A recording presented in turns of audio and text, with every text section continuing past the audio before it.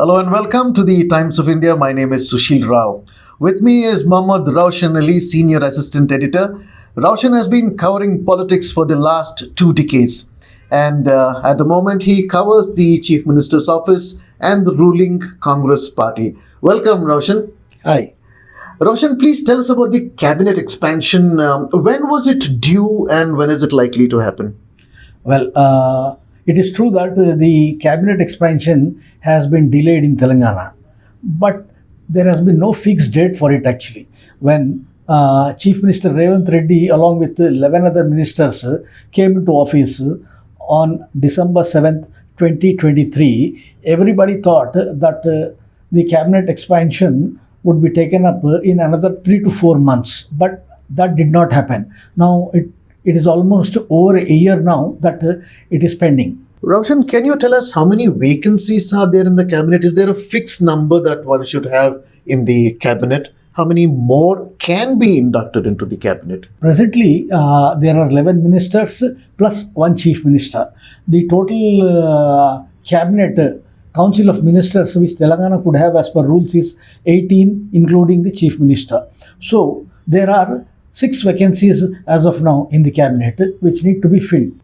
Now, if there are so many vacancies, Raushan, what prevents the Chief Minister, Revant Reddy, or the party leadership from expanding the cabinet? Because it's already a year since the first cabinet was formed.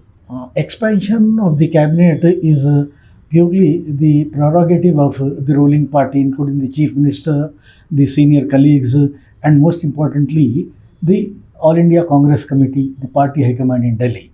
It is not new that the cabinet expansions have been delayed.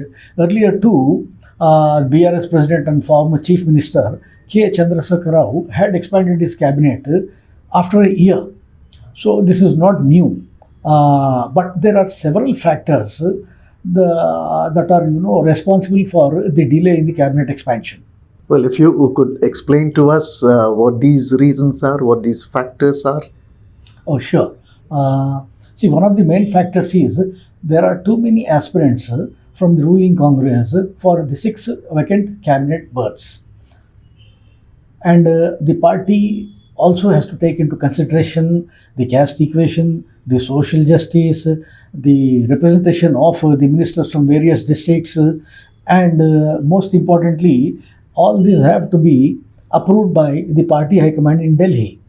So, because now there are too many aspirants, the ruling party does not want to antagonize the party leaders before they go for local body elections like panchayat elections and then followed by municipal elections.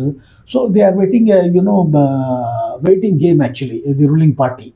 Well, if there is a delay of a year or so, as we're talking about, has it affected the functioning of the government? Because these vacancies have not been filled? No, not really. The functioning of the government has not been affected because of the delay in cabinet expansion, because most of the important portfolios are being presently held by the 11 ministers and the chief minister himself. But of course, delays in cabinet expansion will have their own impact on the party leaders. Many aspirants are there. They've been waiting for this. They have worked hard for the party in the last 10 years when it was in the opposition. But what the party insiders and the think tanks say is that better late than antagonizing the party leaders before polls. They think that the damage will be lesser if they go for cabinet expansion after the elections rather than doing it before the elections.